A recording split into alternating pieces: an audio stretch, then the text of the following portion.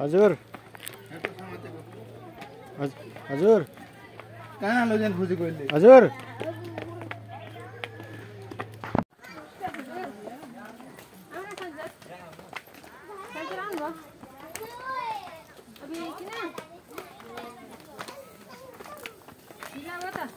भैरवस्थान मन्दिर दर्शन गर्न आएको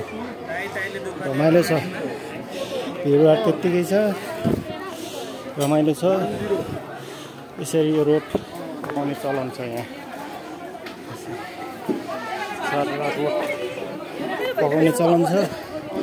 भैरव बाबालाई एउटा रोड माइलाई एउटा रोड यसरी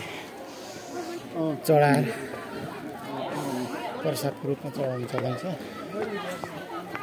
लाइन लामो छ उकालो बाटो निस्किन साह्रै गाह्रो हो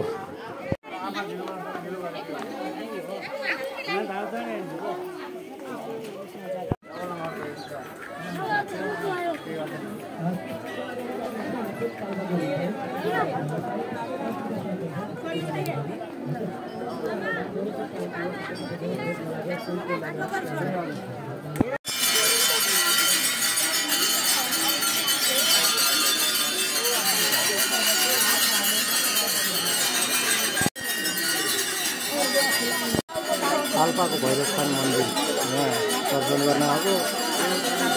लाइन भएर यस्तो छ त्यहाँदेखि लाइन छ आज वैशाखको 20 गते शनिबार पुरै लाइन छ त्यहाँदेखि लाइन छ